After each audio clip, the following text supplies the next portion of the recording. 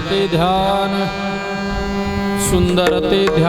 उभे विटेवरी कर कटावरी ठेवोनिया तुळसी हार गळा कासे पितांबर आवडे निरंतर हिची ध्यान मकर कुंडले तळपती श्रवणी कंठी कौस्तुभमणी विराजित तुळसी हार गळा कासे पितांबर आवडे निरंतर हिची ध्यान तुका म्हणे माझे हेची सर्व सुख पाहीन श्रीमुख आवडीने तुळसी हार गळा कासे पितांबर आवडे निरंतर हिची ध्यान विठ्ठल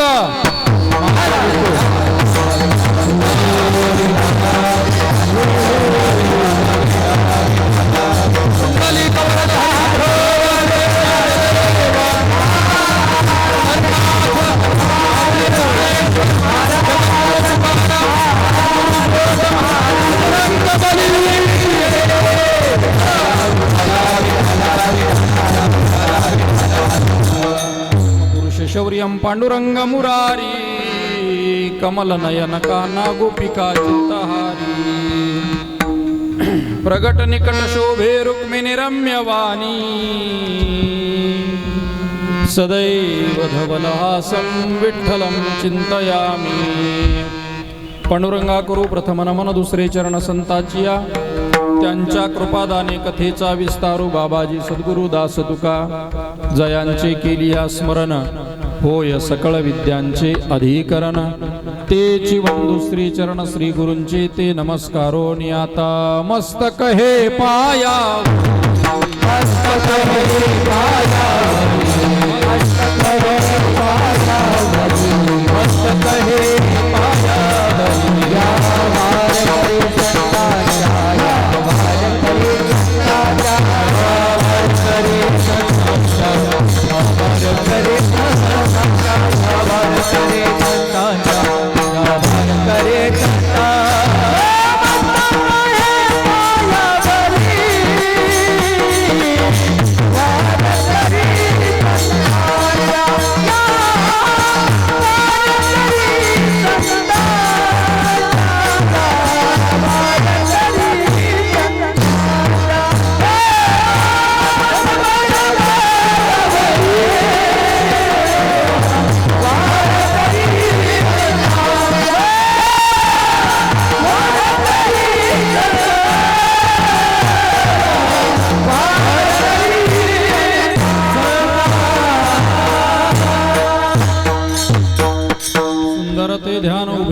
वारे सुंदर ते ध्यान उभे विटेवरी करकटावरी ठेवोनिया तुळसी हार गळा कासे पितांबर आवडे निरंतर हेची ध्यान श्रीमंत संत श्रेष्ठ श्री जगद्गुरु तुकाराम महाराज यांचा 4 चरणाचा पारमार्थिक जीवन जगत असताना आपल्या अंतःकरणातली आवड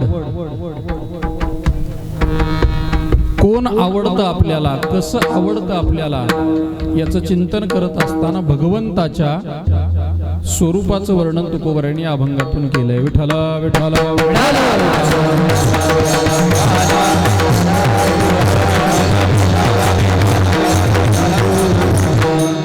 उपस्थित सर्व समुदाय उपस्थित व्यासपीठावरील टाळकरी मंडळी श्रोते मंडळी मृदंग वादक गायक चोपदार मंडळी या सर्वांच्या पाठातला हा अभंग आहे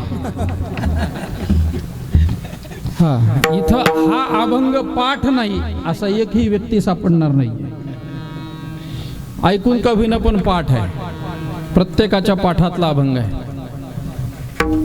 अभंग अतिपरिचयाचा असल्यामुळे कदाचित फक्त दिवसातून 3-3 वेळा म्हटल्या जातो पण या अभंगातला असणारा गर्भित अर्थ जो जगद्गुरु तुकोबरायांनी भगवान परमात्म्याचं रूपाचं वर्णन जे केलंय म्हणजे सगुण रूपाचं वर्णन निर्गुण रूपाचं वर्णन या दृष्टीनं थोडंसं अभंगाकडे पाहावं म्हणून हा अभंगाच्या चिंतनाकरता निवडलाय दुसरं कारण आपल्या गावामध्ये हे पहिलंच वर्ष आहे सावळे ग्रामपंचायत कीर्तन महोत्सव मार्केवाडी या वाडीतील सर्व ग्रामस्थ मंडळी ग्रामपंचायतचे सदस्य गावातील पारमार्थिक मंडळी आणि पंचक्रोशीतील असणारी सर्व वारकरी संप्रदायातील हे सेवेकरी या सर्वांच्या अंतःकरणामध्ये जो काही सुप्त अशा प्रकारचा एक सुविचार उत्पन्न झाला आणि तो विचार पूर्णत्वास आणण्याकरता म्हणून या ठिकाणी सर्वांनी एक विचारानं एकत्र येऊन पहिल्या वर्षातली आजची ही पहिली सेवा असल्यामुळं अतिशय वातावरण सुंदर आहे म्हणून अभंग सुंदर निवडला आहे. वातावरण अतिशय सुंदर झालंय कारण काही वेळेला वातावरण निर्मिती करण्याकरता बाहेरची आपण अनेक साधनाची मदत घेतो. मूळतः सौंदर्य नसलं की ती व्यक्ती सुंदर दिसण्याकरता बाहेरून सौंदर्य उसणं घेते आणि ते उसणं कधी दगा देईल सांगता येत नाही. अगदी सोपं सांगायचं झालं तर अगदीच काहीतरी कार्यक्रमानिमित्त ब्युटी पार्लरला जाऊन घेतलेलं मेकअपनं सौंदर्य थोडंसं ऊन वाढलं घाम आला की ते सौंदर्य टिकत नाही राहत नाही. म्हणून आलेला घाम सुद्धा त्यांना व्यवस्थित पुसता येत नाही त्याचाही ते आनंद घेऊ शकत नाही. ते रुमाल फक्त टेकवतात आणि बाजूला काढतात याच्यानं तो निघत नाही आणि जर काढायला गेलं तर मग ते मुळात बाहेरून उसणं घेतलेलं सौंदर्य त्याच्यासोबत निघून जातं. तसं कदाचित आपल्या मार्केवाडीकरांना वाटलं असेल पहिलंच वर्ष आहे मंडप स्थापन करावा पण निसर्गाला हे उष्ण सौंदर्य मान्य नव्हतं.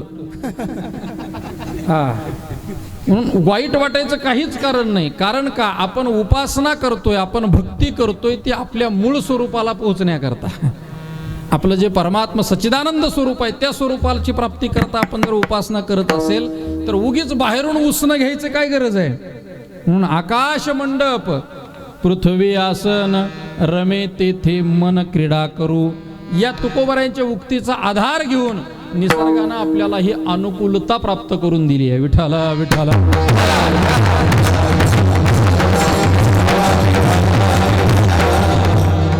जरी आजूबाजूला आपल्या वाळवंट नसलं तरी सुद्धा वाळवंटाची अगदी अनुभूती यावी अशा पद्धतीचं हे निसर्गातलं वातावरण भगवंताने आपल्याला निर्माण करून दिलं.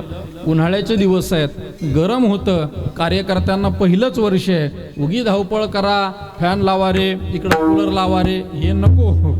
म्हणून निसर्गाने आपलं म्हणजे चला जाऊ द्या मोकळ्या वातावरणामध्ये प्रसन्न वातावरणामध्ये कीर्तन सेवा करा आणि म्हणून हा आनंद आपण सर्वजण घेतोय. अतिशय आनंद आहे. इथं उपस्थित असणाऱ्या प्रत्येक गावातल्या ज्येष्ठ श्रेष्ठ असणाऱ्या मंडळींच्या वारकऱ्यांच्या अंतःकरणातला आजचा जो आनंद आहे ना तो कुणीही कोणत्याही मापदंडानं मोजू शकत नाही.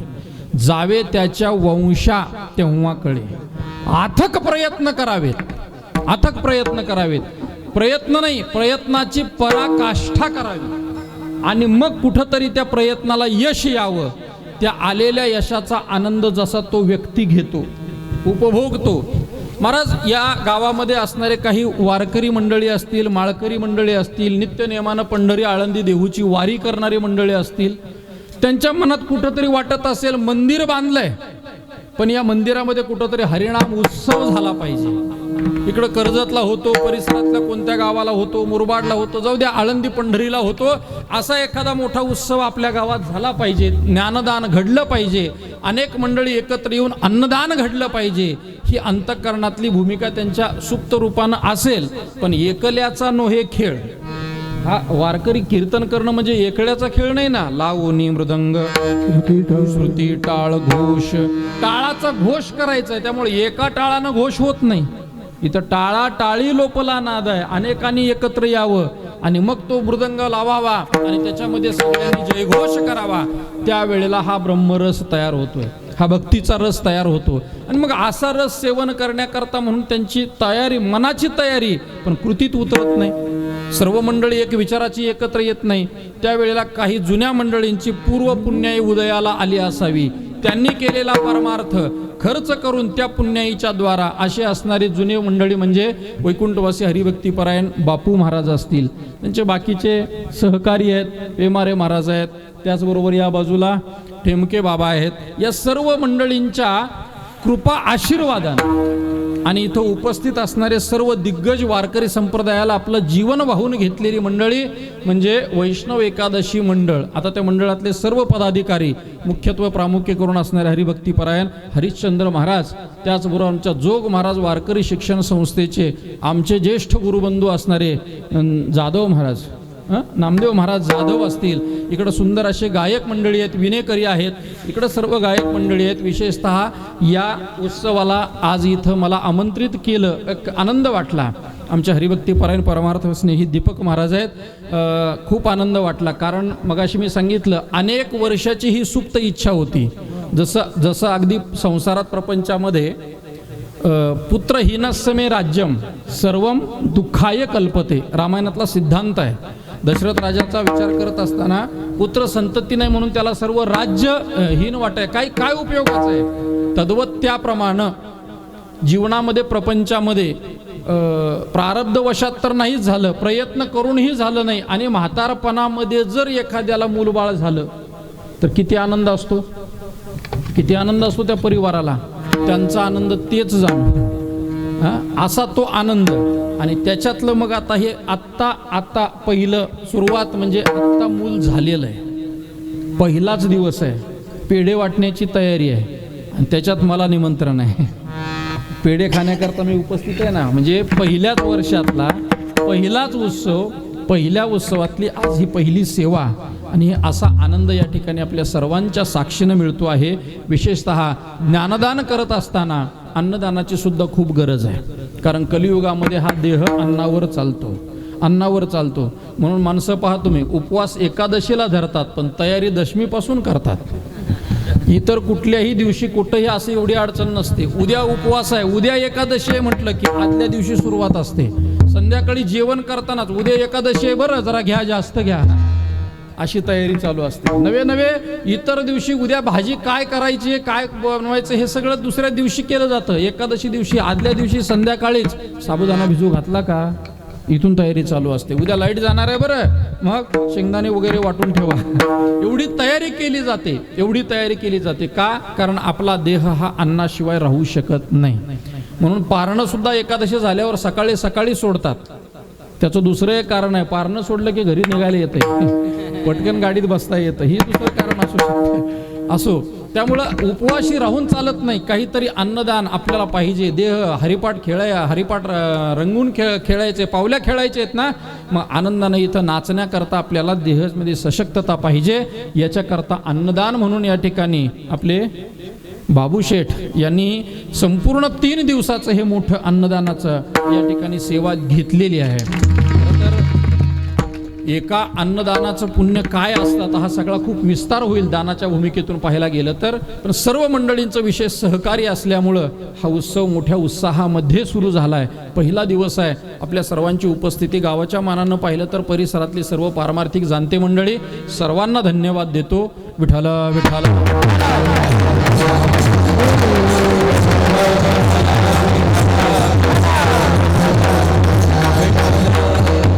नेहमी सांगत असतो पहा, एखाद्या गावात प्रवेश केला बरं का महाराज, गावात प्रवेश केला की त्या गावातले रस्ते पाहिले की त्या गावातली ग्रामपंचायत काय कार्य करते हे कोणाकडून ऐकण्याची आम्हाला गरज नसते. ग्रामपंचायतीचे रस्ते पाहिले, कार्य लक्षात येतं. शाळा बघितली की त्या शाळेतलं शैक्षणिक वातावरण त्या गावातलं लक्षात येतं. तसं गावातलं मंदिर आणि असे उत्सव बघितले की या गावातलं पारमार्थिक वातावरण काय असू शकतं किंवा भविष्यात आपल्याला कुठपर्यंत जाता येऊ शकतं हे सांगायला दुसरं आपल्याला काही कारण नाहीये. अतिशय सुंदर अशा प्रकारचा हा उत्सव आहे. विशेषतः ज्यांनी सहकार्य केलंय, आजची सेवा म्हणजे खरं तर मला ज्यांनी पदरात घेतलंय असं म्हणायला हरकत नाही. काय पदर मोठा असेल पहा, काय पदर, मोठ्या माणसाला पदरात घेतले हो त्यांनी.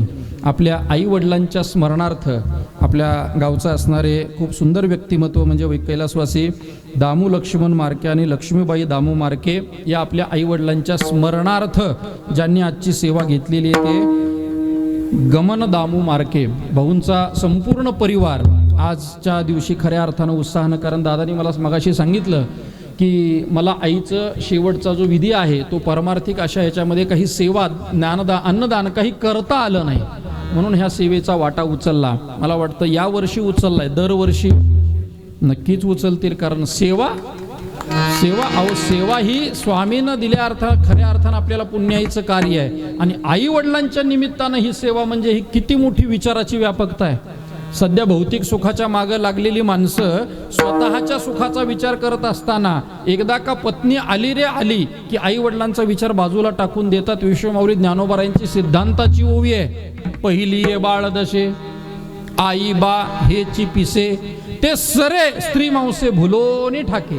ज्ञानोबारांनी विचार मांडलाय, पहिल्या अवस्थेमध्ये ते लहान बाळ नुसतं आई आई म्हणतं, खायचं आहे आई, प्यायचं आहे आई, शी सू सगळं आई म्हणतं, ते त्याला बाकी काही कळत नाही. पहिली आहे बाळ दशे आई बा, आई आणि वडील याच्याशिवाय दुसरं त्याला काहीच माहित नाही. ज्ञानोबाराय सांगतात पिसं म्हणजे वेड, त्याला वेड लागलेलं असतं आई वडिलाचं, पण कुठंपर्यंत.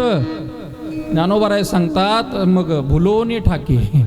तारुण्यामध्ये आला एकदा पत्नीचा संबंध आला रे आला जीवनामध्ये की तो आई वडिलाला विस, अशी ही भूमिका असणारे पण तरी सुद्धा काही मातृभक्त काही पितृभक्त असे असतात दमन भाऊ सारखे की जे आपल्या आई वडिलांच्या स्मरणार्थ अखंड सेवा आपल्याकडून घडावी, समाजाची सेवा घडावी या भूमिकेतून अशा सेवा घेत असतात. अशा अनेक दातृत्वांच्या माध्यमातून हा उत्सव या ठिकाणी उभं राहिलेला आहे. वेळ माझ्याकडे थोडा कमी आहे दिलेल्या वेळेनुसार, पण काही हरकत नाही आहे. अभंग सर्वांच्या पाठातला आहे, त्यामुळे सगळाच अभंग सुटला पाहिजे असं काही गृहीत धरायचं नाही.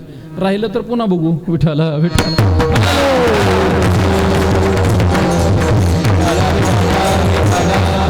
अतिशय गोड आहे पहा, अभंग अतिशय गोड आहे. अभंगातला पहिलाच शब्द सुंदर सुंदर आहे. हा सुंदर आहे. सप्ताह सुद्धा आपला सुंदर आहे, अभंग सुंदर आहे. सगळे टाळकरी वारकरी संप्रदायाच्या गणवेशात आहेत, हे सगळ्यात मोठं कौतुक आहे. सगळ्यात मोठं नाही तर बऱ्याच वेळेला टाळकरी टाळाटाळ करतात ते टाळाटाळ, पण ही संप्रदायाची जडणघडण ज्या आपल्या पूर्वजांनी मंडळींनी घडवलेली आहे.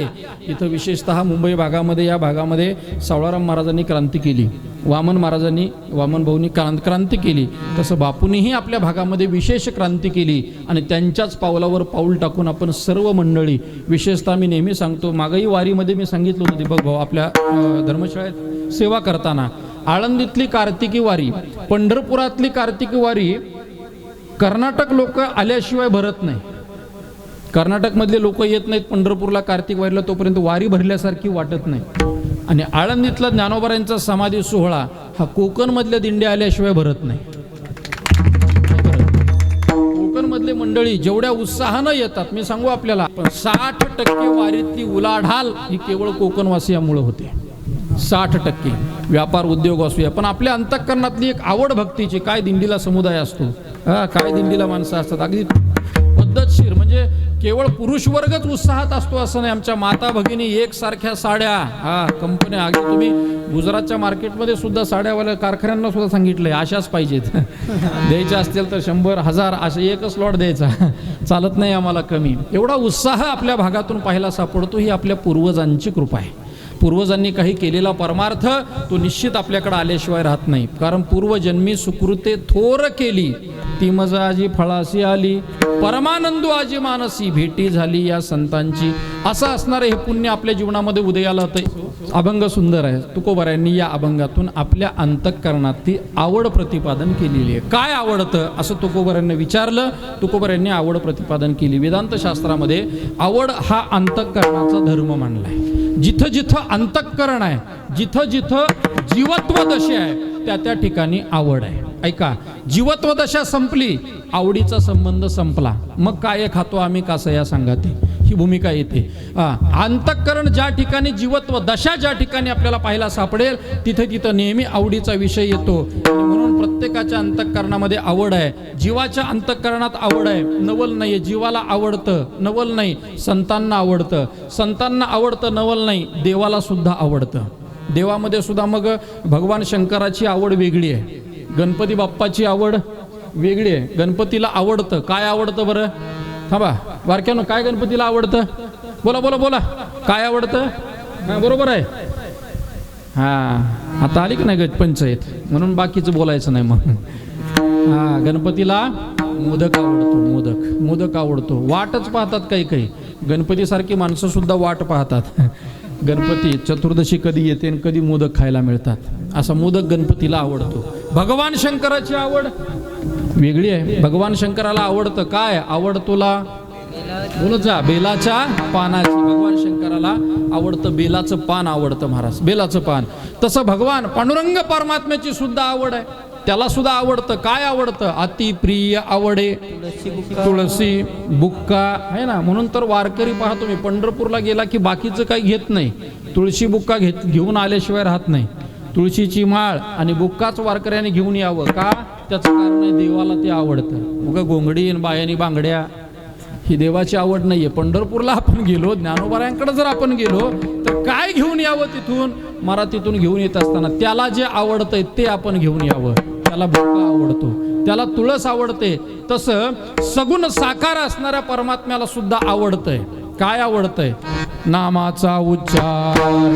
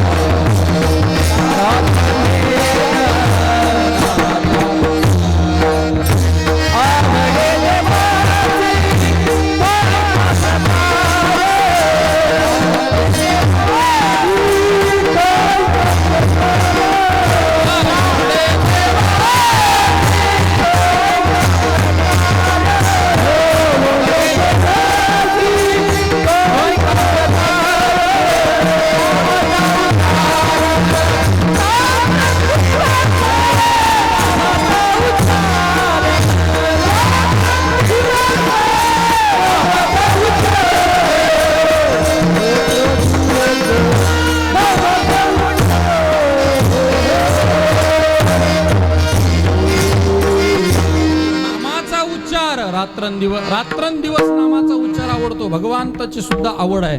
किंबहुना संबंध जग निर्माण झालं. जग म्हणजे काय? त्याला एकट्याला कर्मेना गेलं म्हणून त्याने जगाची उत्पत्ती केली. त्याची आवड जग निर्माण करणं ही त्याची आवड झाली. आपला खंडोबा झाला. त्याने जग निर्माण केलं नसतं ही उपाधीच नसती ना महाराज. भूक लागली जेवण करा, तहान लागली पाणी प्या, ही उपाधीच लागली नसती. त्याने जग निर्माण केलं. एकलेन कंठेची म्हणून या येणे केली निर्माण 14 ही भुवने. वर्णन निळोबारांनी केलंय. भगवान परमात्म्याने जग निर्माण केलं, त्याला कर्मेना त्याने आवडीनं खेळता खेळता जगाची उत्पत्ती केली. देवाची सुद्धा आवड आहे. देवाला आवडतंय, जीवालाही आवडतं. फक्त दुर्दैव असं आहे, जीवाला जर विचारलं ना बाळा काय आवडतं, जीवाला वेळ मागून घ्यावा लागेल. थांबा, कारण आपल्या आवडी भिन्न भिन्न आहेत महाराज. एका घरामध्ये जाण्याचा योग आला बाबा. एका घरामध्ये गेलो तर समोर टीव्ही ठेवला होता. टीव्ही तर तो काळ थोडासा अगदी 10 वर्षाच्या अगोदरचा काळ. टीव्ही त्या टेबलवरती ठेवलेला होता, पण टीव्हीला समोर काचच नव्हती. काच नव्हती. त्यांना विचारलं का हो काच नाही, हे फुटला कसा काय? ते म्हटले महाराज फुटला नाही, फोडला. क्रियापद लक्षात घ्या थोडीशी. फुटला नाही हा, फोडला. म्हणलं फोडायचाच होता तर विकत कशाला आणला? दुकानातच ठेवायचा ना, फोडायचा तर विकत का आणला? ते म्हणले काही नाही, त्याचं कारण आहे. जुन्या काळामध्ये काही ऐकायचं असेल तर सीडी असायची पहा, त्याचा तो प्लेअर असायचा, सीडी प्लेअर असायचा. तो म्हणला काही नाही, आळंदीला वारीला गेलो, येता येता सुंदर अशा प्रकारे काकड्याच्या भजनाची ती सीडी घेऊन आलो. सकाळी उठलं 4 वाजता की ती सीडी टाकायची, काकडा ऐकता आंघोळ करायची, पूजा करायची, कामाला निघून जायचं. त्यावेळेला काकडा संपायचा, काकडा ऐकायचो. मी काकडा लावला आणि त्याच्यामध्ये अभंग सुरू झाले. उठा पांडुरंगा आता दर्शन द्या, असं अभंग सुरू झाले. आमच्या सौभाग्यवती मालकिनीनं उठायचं आणि ते सीडी प्लेअर बंद करायचा. का? त्यांची झोपमोड होत होती ना, त्यांची झोपमोड होत होती. त्यामुळे ती सीडी बंद करायची. राग आला, म्हटले उचलला ना आपटला, टीव्हीच फुटला. एका घरात राहणाऱ्या व्यक्तीची आवड जीवाला सांगता येत नाही पटकन मला काय आवडतं म्हणून. काय आवडतं नाही सांगता येत. म्हणून तर आज जेवढे घरामध्ये हॉल, बेडरूम, किचन जेवढे विभाग असतील तेवढे टीव्ही पाहायला सापडतात. तेवढे टीव्ही असतात. टीव्ही जर नसतील तर माणसं तरी घरात थांबत नाहीत. मग महिला मंडळीच्या मालिका सुरू झाल्या की घरातले पुरुष म्हणतात बस झालं आता, यांचं होऊ द्या, आपण जरा बाहेर फिरून येऊ. का? कारण ते जे बघतात ते यांना आवडत नाही. यांना बातम्या आवडतात तर त्या बातम्या मुलांना आवडत नाही, त्यांना कार्टून आवडतंय. त्यामुळे यांनी बातम्या लावलं की पोरं म्हणते चाललं तुमचं मोबाईल आमच्याकडे द्या, आता तुमचं काम संपलं. एका घरामध्ये राहणाऱ्या माणसांची आवड एक नसते. जाऊ द्या, एकाला आवडत नाही, एक सगळ्याला आवडत नाही. घरामध्ये एक सगळ्याला आवडत नाही, सगळं सगळ्याला आवडत नाही, सगळं एकाला आवडत नाही. खूप पंचायत असते. म्हणून जीवाची आवड सांगता येत नाही आपल्याला, वेळ मागून घ्यावा लागेल आपल्याला. पण संतांची आवड मात्र आपल्याला पाहता येते. संतांना विचारलं काय आवडतं तुम्हाला, संत लगेच सांगू शकतात काय आवडतं तुम्हाला, काय आवडतंय. कारण का, संतांची आवड ही देशाने परिच्छिन्न नसते, कालाने परिच्छिन्न नसते, वस्तूने परिच्छिन्न नसते. ऐका, आपल्या आवडी या देश काल वस्तू परिच्छिन्न आहेत, त्याला परिच्छेद आहे. तसं संतांच्या आवडीला नाहीये. जगद्गुरु तुकोबार यांच्या आवडीचा आपल्याला विचार करायचा आहे. कारण मी मगाशी वाक्य सांगितलंय, जिथं जिथं जीवत्व दशा आहे तिथं तिथं आवडीचा संबंध आपल्याला घ्यावा लागतो. स्वामी विवेकानंदांचे गुरु, स्वामी विवेकानंदांचे गुरु रामकृष्ण परमहंस. रामकृष्ण परमहंसांच्या चरित्रामध्ये असा एक विभाग आलेला आहे. रामकृष्ण परमहंस ज्या ज्या वेळेला प्रवचन करायचे, प्रवचन करता करता अचानक उठायचे मध्येच आणि बाजूला जायचे आणि भजे खाऊन यायचे. ऐकायला जरा कसं तरी वाटतं ना. एखादा एवढा मोठा वक्ता, अगदी परमात्मा स्वरूपाच्या बोधाला प्राप्त झालेला वक्ता. कारण आपल्याला रामकृष्ण परमहंस माहीत नाही, परमहंसांनी ज्यांच्यावर कृपा केली, स्वामी विवेकानंदांचं कार्य तर आपल्याला माहिती आहे, किती मोठी व्यापकता आहे, किती मोठी विद्वत्ता आहे. आणि असे असणारे स्वामी विवेकानंदांचे असणारे गुरु, असणारे परमहंस, त्यांचाही तेवढाच अधिकार ना. आजही कलकत्त्यामध्ये असणारी कालिका माता त्यांना प्रसन्न होत्या. कालिका मातेचे थोर उपासक रामकृष्ण परमहंस प्रवचन करता करता मध्येच उठायचे आणि भजे खायला जायचे. त्यांच्या सौभाग्यवतीने सांगितलं, स्वामी एवढे शिष्य समोर बसलेले आहेत, प्रवचन करता करता अगोदर खात जा ना. ते म्हणते तुला कळणार, अहो नंतर खात जा, तुला त्याच्यातलं कळणार नाही. म्हटले अहो तुम्हाला लागलं तर नंतर बनवून मी स्वतः देईन ना. ते म्हटले तसं नाही, मी माझी आवड सर्व त्याच्यामध्ये ठेवली आहे. ज्या दिवशी माझं हे प्रवचन करता करता उठून जाणं बंद होईल समजायचे, त्याच्या थोड्याच दिवसामध्ये मी माझा देह ठेवणार आहे. मला सांगायचं काय, जीवत्व दशा जिथं जिथं आहे तिथं तिथं आवडीचा संबंध आहे. आज आपल्याला जो आवडीचा विचार करायचा तो तुमच्या माझ्या आवडीचा नाही, संतांच्या आवडीचा विचार करायचा. संतांना आवडतंय, काय आवडतंय संतांना याचा जर विचार केला तर एक सिद्धांत सांगून जातो. ऐका, आवड ही सामान्याची विचारात घेतली जाते का विशेष व्यक्तीची विचारात घेतली जाते. थोडा प्रस्तावनामध्ये विस्तार करतो. ऐका, सामान्याची आवड विचारात घ्यावी का विशेष व्यक्तीची घ्यावी. कोणाची? विशेष व्यक्तीची. अगदी बरोबर आहे. सामान्याची आवड कधी विचारात घेतली जात नाही, कोणी विचारात घेत नाही महाराज. मगाशी जाऊ द्या, सोपं उदाहरण देईन अजून जरा. आपला उत्सव आहे, नामसप्ताह आहे. या नामसप्ताहामध्ये अनेक मान्यवर मंडळी आपल्याला सहकार्य करण्याकरता, भेट देण्याकरता येणारच आहेत. नाही बोलवलं तरी आता येण्याचा काळ आहे, ते निश्चित येणार आहेत. एवढं कळालं तरी कीर्तन सफल होईल लवकरात लवकर. ऐका, नाही बोलवलं तरी येतील, येऊ द्या, अडचण नाही. पण ज्या वेळेला आपल्याला समजतं की आपल्या कर्जत तालुक्याचे अधिकारी या ठिकाणी भेट द्यायला येणार आहेत, त्यावेळेला गावचे असणारे सरपंच, जुने मंडळी असतील, आता नवीन निर्वाचित असतील, धावपळ सुरू होते की नाही. तालुक्यातला अधिकारी येणार आहे म्हटल्यानंतर त्यांची धावपळ सुरू होणारच आहे. धावपळ सुरू झाली, नवल नाही, लगेच विचारण्यात येतं का हो साहेब येणार आहेत, किती वेळ थांबणार आहेत, कीर्तनाला बसणार आहेत का नाही, त्यांच्याकडे वेळ आहे का नाही, त्यांना आवडतं की नाही हे नंतर जाऊ द्या. पण ते बसणार आहेत ना, बरोबर बसणार आहेत. मग झालं, कीर्तन झाल्यावर जो प्रसाद आहे या ठिकाणी, तो प्रसाद घेणार आहेत की नाही. हो, प्रसादही घेणार आहेत. मग खऱ्या अर्थानं धावपळ चालू होते. काय काय आवडतं साहेबांना, काय काय आवडतं, भात आणि सांबर चालतो का भाकरी लागते, भाकरी का चपातीला, हे सगळं विचारात घेतलं जातं. साहेबाचं विचारात घेतलं जातं, त्यांना काय काय आवडतं. पण साहेब ज्या गाडीत बसून इथंपर्यंत येणार आहेत, त्या गाडी चालवणाऱ्या ड्रायव्हरला विचारलं का हो कधी, भाऊ तू जेवलास का, एवढं तरी कधीच नाही. का? ड्रायव्हर बोला की सामान्य, ड्रायव्हर सामान्य आहे, साहेब विशेष आहे. कारण त्यांच्या नावासमोर उपाधी लागलेली आहे, काही पद लागलेलं आहे. विशेष व्यक्तीची आवड विचारात घेतली जाते. विठ्ठला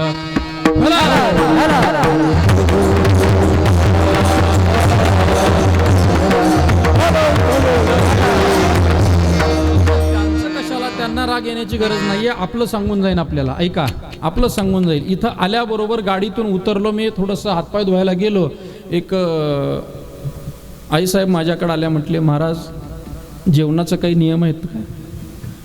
त्यांच्या अंतःकरणातली उदारता, प्रसन्नता मला माहिती आहे, मला कळालं. ठीक आहे, त्यांनी मला विचारलं काय आपले नियम आहेत का, काही बंधन आहेत का. टाळकऱ्याला विचारलं का हो गावातल्या कोणी, तुम्हाला कोणाला अनुभव आलाय.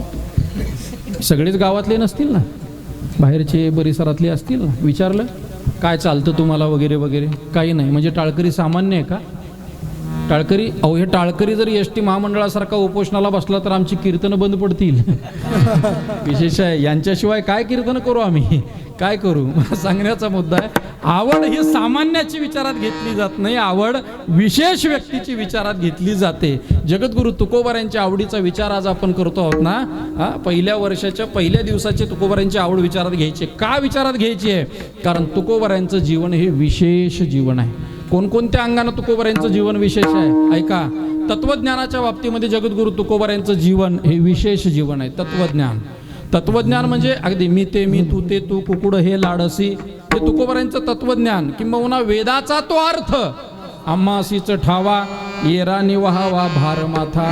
खरं सांगू का, आपली तुकोबारायांच्यावर श्रद्धा आहे. त्याच्यामुळे तुकोबाराय गाथा जेही मानतील आपण त्याला अगदी विनम्रपणे सगळं स्वीकारणार आहे. जगद्गुरु तुकोबारायांना वह्या बुडवायला लावल्या, गावात राहू दिलं नाही, कीर्तन करण्यावर बंदी घातली. त्याचं कारण काय असेल बरं? काही अभंगामध्ये त्याचं कारण आपल्याला सापडतं. असे काही अभंग आहेत ज्या अभंगात तुकोबाराय सांगतात वेदाचा तो अर्थ आम्हासीच ठावा, म्हणजे वेदाचा, चारी वेदाचा अर्थ फक्त आम्हालाच माहिती आहे. येरानी फक्त भार माथा व्हायचा, हे वाक्य किती झोंबलं असेल. आता आपली श्रद्धा आहे, आपण मांडलं तुकोबाराय बोलून गेले म्हणून, पण जे खऱ्या अर्थानं ज्यांना अधिकार वेदाचा दिला गेला त्यांना झोंबलं ना. म्हणून तर तुकोबारायांना त्रास झाला त्या काळामध्ये. अर्थात त्याच्या मागची भूमिका अजून काय विस्तार त्याचा मला आत्ता करायचा नाहीये. पण तुकोबारायांचं जीवन हे तत्वज्ञानाच्या बाबतीमध्ये पाहिलं तर आजही जगद्गुरु तुकोबारायांचा एक एक अभंग चिंतनाला घेत असताना, चिंतन करताना वेगवेगळाच भाव स्फुरतो आपल्याला. अगदी हेच तुकोबारायांना म्हणायचंय, नाही सांगू शकत. आता हेच पाहा, सुंदर ते ध्यान हा अभंग, पण या अभंगातून तुकोबारायांनी केलेलं परमात्म्याचं व्यापक असणारं सौंदर्याचं चिंतन आपल्याला निश्चित विचार करत असताना आपली मती बुद्धी स्थिर होते. पण चिंतन यथार्थ होईल असं सांगता येत नाही. का? तुकोबारायांची ती तत्वज्ञानाची व्यापकता आहे, तुकोबारायांची ती बुद्धी आहे, तुकोबारायांचा तो विचार आहे की तुकोबाराय सांगतात परमात्मा सगुण म्हणावा की निर्गुण म्हणावा. नाही, आम्हाला सांगताय तुझं सगुण म्हणो की निर्गुण रे, सगुण निर्गुण एक गोविंद रे, या भूमिकेवर गेले. योग शास्त्राने निर्गुणाची उपासना केली, पण जगद्गुरु तुकोबाराय सांगतात आम्ही सगुणाची उपासना करत असताना निर्गुण तत्वाला प्राप्त झालो. तुकोबारायांचं हे तत्वज्ञान आहे. सगुणी भजता निर्गुणी पावले, है ना. सगुणाचं स्मरण केलं, चिंतन केलं, भक्ती केली आणि निर्गुणत्वाला प्राप्त झालो. काय बोध आहे, काय विचार आहे, काय तत्वज्ञान आहे. असं असणारं तत्वज्ञानामध्ये जगद्गुरु तुकोबारायांचं जीवन हे विशेष जीवन आहे. म्हणून तुकोबारायांची आवड विचारात आहे. विठ्ठल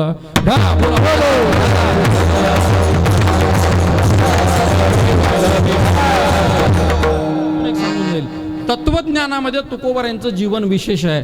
तसं वैराग्यामध्ये सुद्धा तुकोबारायांचं जीवन हे विशेष जीवन आहे. काय वैराग्य होतं महाराज तुकोबारायांचं? वैराग्य धगधगी तज्वाळ अग्नी जैसा, विवेका सहित वैराग्याचे बळ, दगदगी तज्वाळ अग्नी जैसा, असं असणारं तुकोबारायांच्या जीवनातलं ते वैराग्य. काय वैराग्य असेल? आपलं वैराग्य असतं पण ते स्मशान वैराग्य असतं.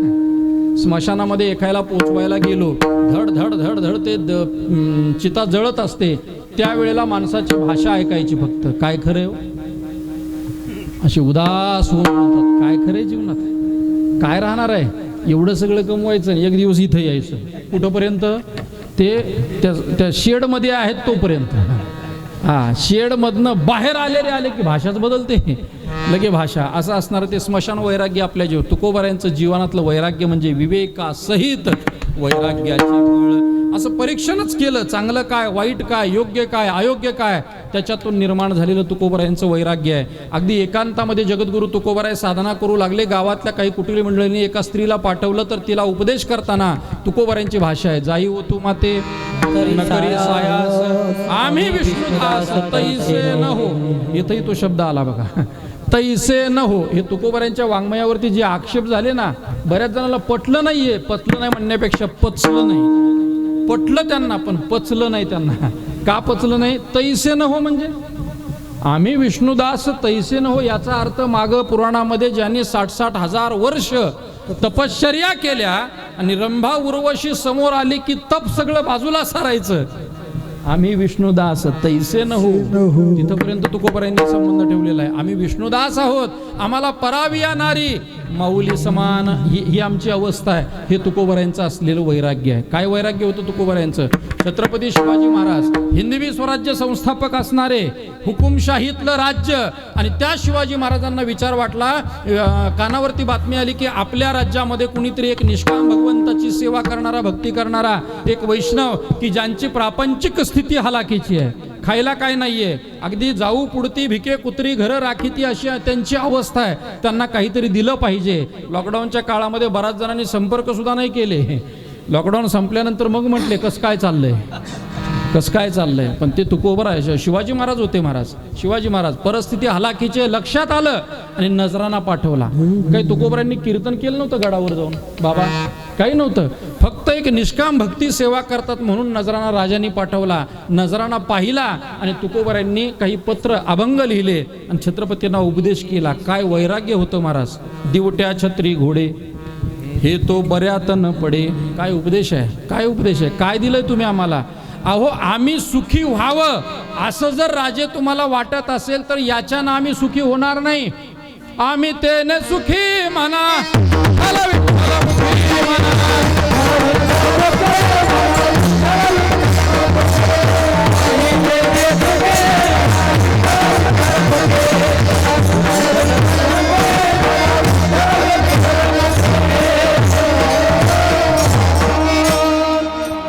ऐका, छत्रपती शिवाजी महाराजांना तुकोबराय उपदेश करत असताना अभंगामध्ये भाषा वापरतात. राजे आम्ही सुखी व्हावं असं जर तुम्हाला वाटत असेल तर हे दिल्यानं आम्ही सुखी होणार नाही.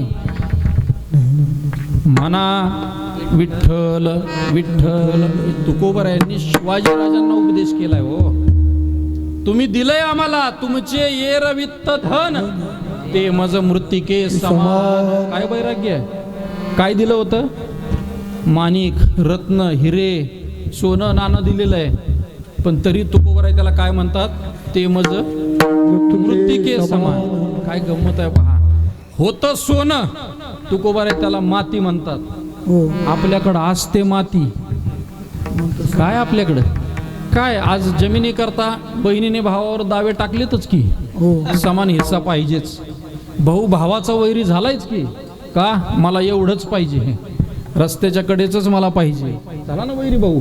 अहो भाऊ भावाचा वैरी झाला, नवल नाही, पोरं बापाची वैरी झाले. माती आहे, माती त्याला आम्ही सोनं मानतोय. होतं सोनं, तुकोबराय त्याला माती म्हणतात. हे वैराग्य आहे. विठाला विठाला.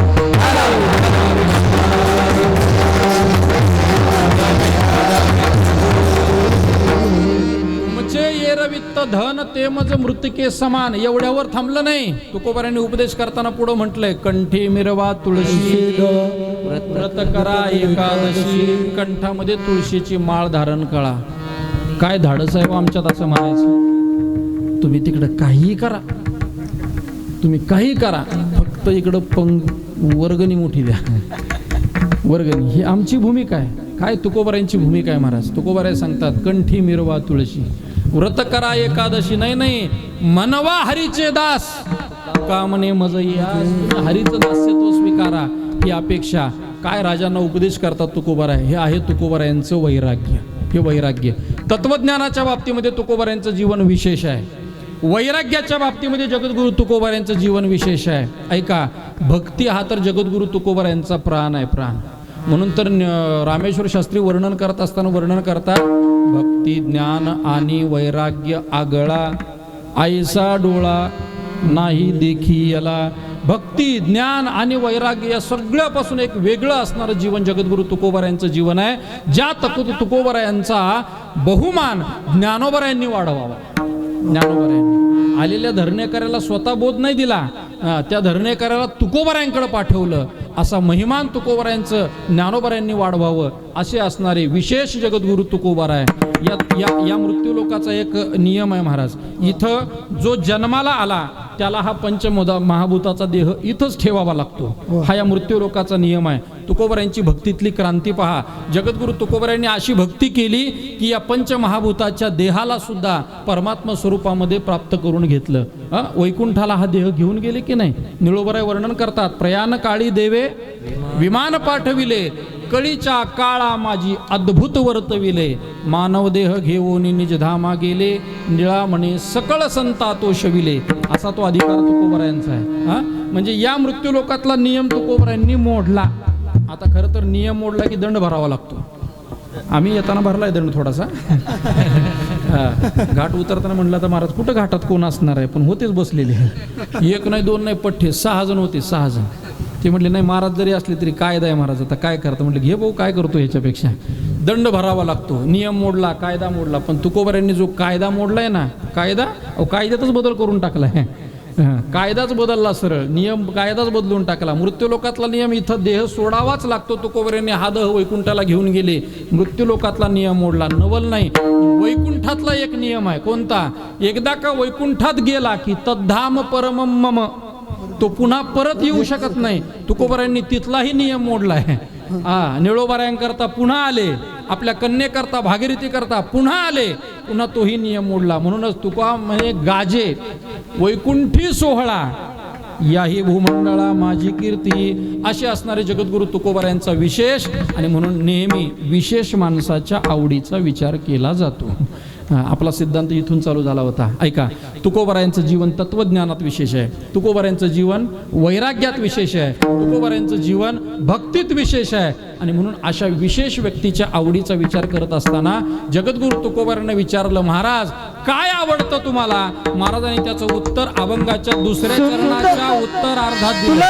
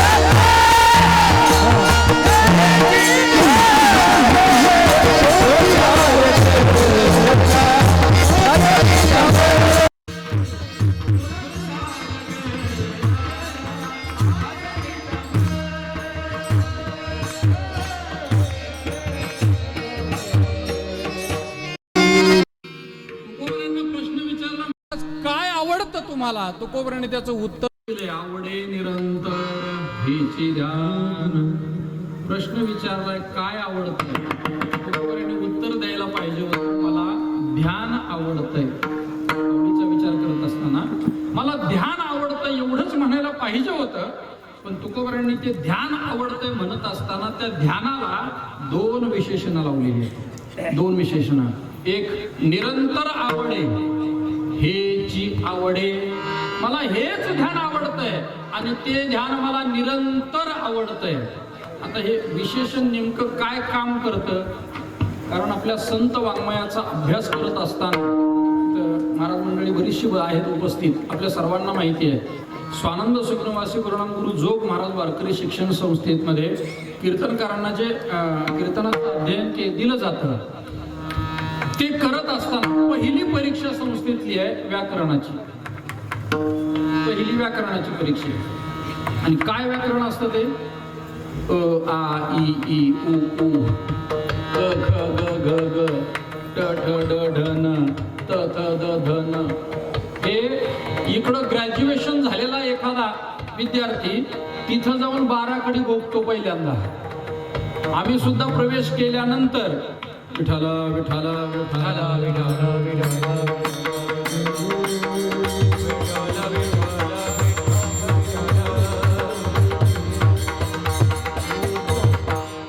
आम्ही सुद्धा संस्थेमध्ये त्यावेळेला पहिल्यांदा गेलो त्यावेळेला असं वाटलं हे शिकायला आळंदीत आलो की काय? हे तर बालवाडीत शिकलोय पहिलंच. हे आपण पहिलं शिकलो. पण ज्या वेळेला त्या व्याकरणाचं गांभीर्य पुढं संत वाक्य सोडवत असताना विचारात घेतलं, मग म्हणलं ते पोट भरण्यापुरतं होतं, हे उद्धार होण्याकरता आहे. इथलं व्याकरण शिकलो ते उद्धारासाठी शिकलेलो आहे. त्या व्याकरणामध्ये नाम, सर्वनाम, विशेषण हे असे काही प्रकार आलेले आहेत ना. त्याच्यामध्ये एक विशेषण नावाचा प्रकार आहे. विशेषण काय करतं? नामाची विशेष महती वाढवतं. नामाची जगद्गुरु तुकोबरायांनी ध्यान आवडतंय या आपल्या ध्यानाला 2 विशेषण लावलेली आहेत. एक, मला निरंतर ध्यान आवडतंय, आणि हेची ध्यान आवडतंय. आपल्या आवडीचा आणि संतांच्या आवडीचा फरक इथंच आहे महाराज, इथंच आहे. आपला देश बदलला की आवड बदलते, काळ बदलला की आवड बदलते, वस्तू बदलली की आवड बदलते, परिस्थिती बदलली आपली आवड बदलते, वय बदललं की आवड बदलते. लहानपणामध्ये एखाद्याला जे आवडतं, तारुण्यामध्ये त्याला ते आवडत नाही. एक लहान मुलगा शाळेत गेला, घरी आला, रडायला लागला. आईने समजूत काढली, त्याला जे आवडतंय ते दिलं, मुलगा शांत झाला. तोच मुलगा कालांतरानं मोठा झाला, कॉलेजमध्ये गेला, घरी आला, मोठ्याने रडला नाही, पण चेहरा पडलेला होता, डोळ्यातून अश्रुधारा वाहत होत्या. न बोलता घरात शिरला, बेडरूम मध्ये शिरला, दरवाजा बंद केला, धुमसून रडायला लागला. उशीत डोकं घातलं आणि रडायला लागला. पुरुष मोठा झाला, त्या पुरुषाला मोठ्याने रडण्याचा शास्त्राने तरी अधिकार दिला नाही. एखादा पुरुष जरी त्याला किती दुःख होऊ द्या, मोठ्याने रडू लागला की माणसं म्हणतात, काय बायकासारखं रडायला लागलास. पुरुषाला मोठ्याने रडण्याचा अधिकार आमच्या माता भगिनीकडे आहे. जी जेवढी मोठ्याने रडेल तेवढं तिचं प्रेम जास्त, मोठ्याने रडण्याचा. आता हे तरुण होतं, त्याला मोठ्याने रडता येत नाही. आई जवळ गेली, बाळा काय होतंय, का रडायला लागलास, काहीतरी कारण सांग, मित्राशी भांडण झालं का, कोण बोललं का तुला, शाळेत कोण बोललं का, काही नाही आई, तुला काही नाही, जा तू बाहेर. आता लहान असता तर मग रडते माझे बाळ ताने समजावी, पण हे मोठं होतं ना महाराज, लग्नाला आलं होतं, कसं बोलावं, काय का रडते काही कळेना. शेवटी आईनं वडिलाला त्याच्या बोलवलं, सांगितलं बघा शाळेतून आलंय तसं जेवलं नाही, काही बोललं नाही, रडायला लागलंय. वडील गेले, सांगितलं बाळा काय झालं, कोण बोललं, शिक्षक म्हणून मारलं का, काय बोलले का, मित्र कोण बोलले का, काय झालं. बाबा जा तुम्ही, जा तुम्हाला काही नाही. वडीलही बाहेर आले, पण तेवढ्यात आईच्या डोक्यात प्रकाश पडला, अरे असंच लहान असताना एकदा रडत होतं, काय होते तुला म्हटलं तरी सांगत नव्हतं. त्यावेळेला त्याला शांत करण्याकरता म्हणून बाजारातून आणलेली एक छोटीशी बाहुली घेतली, त्याच्या समोर ठेवली. ती बाहुली बघितली, लहान पोरं असतं, रडायला लागलं, बाहुली काहीतरी खेळणं समोर आलं की रडायचं शांत होतं, तसं शांत झालं होतं. आईला तो प्रसंग आठवला, तिने लगेच वजणीतली एक बाहुली काढली, त्या मुलाच्या जवळ नेली, जे कॉलेजमध्ये जाणार, त्याच्या समोर लिहिली, सांगितलं बाळा रडू नको, ही बाहुली घे, रडू नको, बाहुली घे. मला सांगा, ते तारुण्यातलं 20-22 वर्षाचं ती बाहुली घेतल्यावर शांत राहील? लहानपणी राहिलं होतं ना, लहान असताना रडायला लागलं, आईने बाहुली दिल्याबरोबर शांत राहिलं. पण आता का राहिलं नाही, आता बाहुलीसाठीच रडत होतं, फक्त बाहुली वेगळी होती. वय बदललं की आवड बदलली. विठाला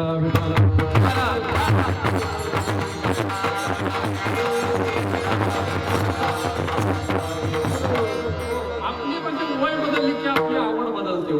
देश बदलला की आपली आवड बदलते. देश बदलला, ज्या देशात आपण राहतो तिथल्या संबंधानं तसंच राहतो, पण एकदा देश बदलला की आवड बदलते. लॉकडाऊनच्या काळामध्ये मंदिरामध्ये जाता येत नव्हतं, दर्शनाला जाता येत नव्हतं, म्हणून माणसं सारखी वारकरी म्हणायचे दर्शन उघडलं पाहिजे, दर्शन चालू झालं पाहिजे, राहू द्या कार्यक्रम, असं म्हणत होते. फक्त खरं तर इकडंच लक्ष होतं, पण चालू होतं आपलं, दर्शन उघडलं पाहिजे, देवाचं दर्शन लवकर जवळ झालं पाहिजे, जवळून झालं पाहिजे. आतापर्यंत लांबून होत होतं, मग वाटायला लागलं नाही त्याच्या चरणावर मस्तक टेकवता आलं पाहिजे. अपेक्षा होती, शासनाने निर्बंध थोडे कमी केले, देहू, आळंदी, पंढरपूर दर्शन चालू केलं. काही गावातल्या आपल्या मंडळींना असं वाटलं, नारकेवाडीच्या मंडळींना वाटलं चला आता 3 दिवसाचा उत्सव आहे, संपला, निघायचं पंढरपूरला दर्शनाला जायचं. रात्रीत गाडी बोलवली, गाडीत सगळे 8-10 वारकरी बसले, रात्रभर प्रवास केला, पंढरपुरात पहाटे पोहोचले. रात्रभर प्रवास केला, पहाटे ते आळंदी पंढरपूरमध्ये पोहोचले, चंद्रभागेत गेले. त्यांना वाटलं प्रवास केला, पहिलं पांडुरंगाचं दर्शन, 2 वर्ष झालं दर्शन नाही हो, 2 वर्ष पहिलं दर्शन घ्यायचं. गेले तसे चंद्रभागेमध्ये स्नान केलं, प्रदक्षिणा केली आणि दर्शनात बारीला लागले. एक तर रात्रभर प्रवास केलेला, कुठं थांबले नाही, काही नाही, जाऊन स्नान केलं, प्रदक्षिणा केली, लगेच बारीला लागले. दर्शन झालं 9, 9:30, 10 वाजता दर्शन झालं. बाहेर पडले, खूप बरं वाटलं, म्हणले दर्शन झालं, चला बसा गाडीमध्ये. सगळे गाडीत बसले. ऐका, अगदी चहा सुद्धा कोणी घेतला नाही दर्शनाच्या आवडीनं, चहा सुद्धा घेतला नाही. दर्शन झालं, गाडीत बसले, गाडी निघाली पंढरपूर वरून टेंभुर्णीतून आपल्या सोलापूर हायवे, त्या हायवेला गाडी लागली. आणि मग एक जण म्हटला, अरे बस झालं ना आता पंढरपूर, घे गाडी धाब्यावर. नाही कळलं, नाही का? अहो, पंढरपुरात आहे तोपर्यंत चहा प्यायची सुद्धा त्याला इच्छा झाली नाही. पण जसं देश बदलला, आवड बदलली. देश बदलला की आवड बदलते, लगेच बदलते. उदाहरण माझ्याकडे पुष्कळ आहेत आणि तुम्हाला तर काय महाराज, ते सगळंच आपल्याकडं सगळ्यांना माहिती आहे. नोकरीला जायचं असेल तर गणवेश वेगळा असतो, पण आवड मात्र अंतःकरणामध्ये अशी असते की बॅगेमध्ये धोतर शर्ट असतो, बरं, बॅगेत असतो. हां, 7 ते 9 तिकडून कामावरून सुटला, कर्जतला उतरलं की लगेच कुठंतरी बाजूला उभं राहायचं, कापावरचे कपडे काढायचे, धोतर नेलू घातलं, निघाले. संभ्रमात पडलो होतो मागे एकदा कामजूर मार्गाला कार्यक्रम केल्यानंतर. जी व्यक्ती माझ्यासोबत गायलं, 2 तास गायलं त्यांनी, गायन झालं, मी इकडे बसतोय तोपर्यंत त्यांनी स्टेजच्या बाजूला कपडे, मला जे हरवे येतो बरं का, लोकल सुटते. म्हणलं कोण? आवड आहे ना, आवड. देश बदलला की आपली आवड बदलते. ऐका, काळ बदलला आपली आवड बदलते. काळ, आता मागे हिवाळा होता, हिवाळा ऋतूमध्ये थंडी होती, आपल्याला जे पांघरून उष्ण कपडे आपल्याला आवडत होते. आता उन्हाळा सुरू झाला, आता आवडत नाही. काळ बदलला की आवड बदलली, परिस्थिती बदलली, आवड बदलते. आपली आवड सांगतोय मी आपल्याला, आपली आवड, कारण आपल्या आवडीला हे निरंतर आणि हेची लागू शकत नाही, हे संतांच्या आवडीला आहे म्हणून सांगतोय. ऐका, परिस्थिती बदलली की आवड बदलते. आता सगळी बुजुर्ग मंडळी, जुनी मंडळी आहे. वाहतुकीचं अगदी इथून कर्जत आपल्याला 7 किलोमीटर आहे, त्यामुळे इथलं वाहतुकीचं जुन्या काळातलं साधन जर काय असेल तर बैलगाडी, त्याच्यानंतर सायकल, हे आपले साधन होती. सायकल गावात क्वचित कुणाकडे एखाद्याकडं वाहन 2 व्हीलर वगैरे असायची, ट्रॅक्टर असायचं. ते आलं की वाजत आलं की नुसतं सगळी माणसं पळवायची बघायला, कसं पळतंय म्हणून बघायची. जुन्या काळात सायकल होते महाराज, बहुतेक सायकली लॉकडाऊन मध्ये त्या बाहेर निघाल्या. जुनं ते सोनं यालाच म्हणतात, जुनं ते सोनं. हां, माणसं काय गंमत आहे पहा, लहानपणी गाडी पाहिजे म्हणून आग्रह करतात आणि मग गाडीवर बसून फिरून पोट सुटलं की ते कमी करण्याकरता सायकल चालवतात.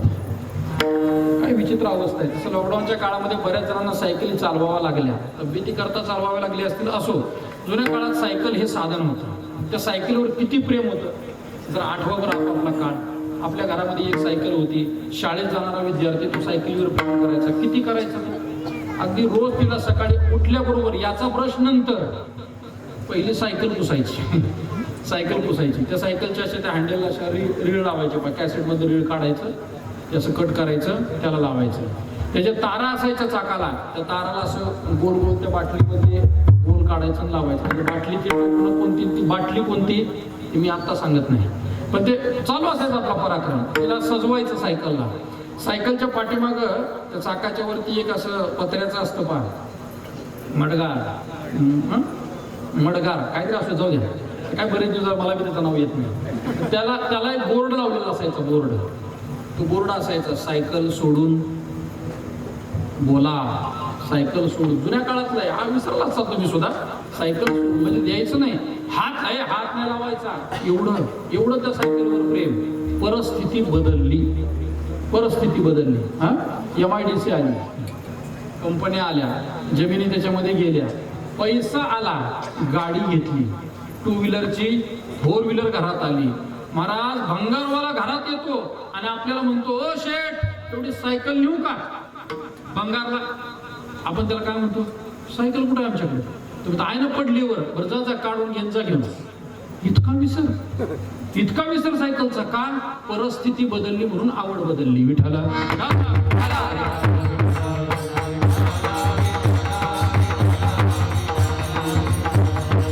देश बदलला की आवड बदलते, काळ बदलली की आवड बदलते, वस्तू बदलली की आवड बदलते. ही आपली आवड आहे. संतांना विचारलं तुकोबर आहे काय आवडतं, महाराज सांगतात आवडे निरंतर हेची ध्यान. कारण देश बदलला तरीही आमची आवड बदलत नाही, काळ बदलला तरीही आवड बदलत नाही, आणि वस्तूनाम परमात्मा कधीच आमच्या जीवनातला बदलू शकत नाही. असं निरंतर त्या परमात्म्याचं ध्यान आम्हाला आवडतंय.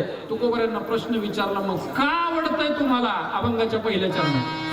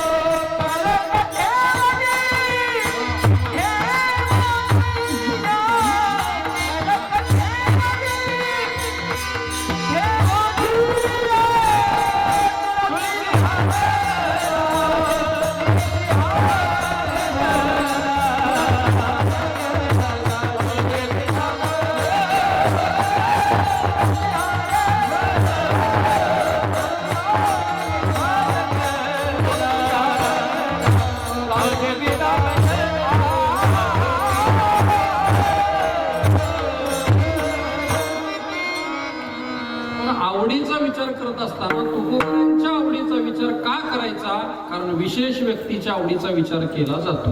तुकोबरांचं जीवन कोणकोणत्या अंगाने विशेष आहे आपण पाहिलं. तुकोबरांना विचारलं काय आवडतं, महाराजांनी उत्तर दिलंय ध्यान आवडतंय. कसं आवडतंय? निरंतर आवडतंय. हे जी आवडतंय ते आवडणारं ध्यान का आवडतंय त्याचं उत्तर जगद्गुरु तुकोबरांनी या अभंगातून दिलं. सुंदर ते ध्यान. सुंदर आहे, सुंदर. परमात्मा सुंदर आहे म्हणून तुकोबराय सांगतात मला तो आवडतो. ऐका, परमात्मा सुंदर आहे म्हणून तुकोबऱ्यांना आवडला. आपल्यालाही देव आवडतो की नाही? आपल्याला आवडत नाही? 400-500 किलोमीटर प्रवास करून जातो कशासाठी? त्याच्या दर्शनासाठी. आवडतो म्हणून ना? हा प्रश्न आहे मग आपल्याला सुद्धा. ऐका, आवडतोय म्हणून सुंदर वाटतो का सुंदर आहे म्हणून आवडतोय? देव सुंदर आहे म्हणून आवडतोय का आवडतोय म्हणून सुंदर वाटतोय? दोन्ही घटना आहेत, दोन्ही बाजूची चिंतन आहेत. आपल्याला जी जी वस्तू आवडत असते ती वस्तू खरंच सुंदर असते का? खरंच सुंदर असते? नाही. आवडते म्हणून ती सुंदर वाटते. आपल्या आवडीचं हे असंच आहे सगळं. एखादी वस्तू सुंदर नाही पण जर आवडत असेल तर, खरं तर वारकऱ्याला आवडूच नाही ती पण तरी सुद्धा वारकरी ठेवतात ना खिशात. वारकरी खिशात. खरं तर तुकोबरांनी प्रमाण हे सांगितलंय, जीवे गोड तीन अक्षराचा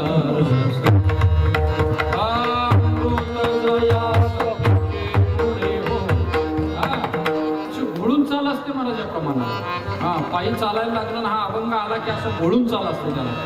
म्हणून जीवे गोड तीन अक्षराचा रस. मी म्हटलं अरे भाऊ, अमृत ज्याच्या पुढं फिकं पडतंय, अमृताची गोडी फिकी पडते, असा असणारा 3 अक्षराचा रस, विठ्ठल नामाचा रस घ्यायचा सोडून तुम्ही मुखामध्ये तंबाखू.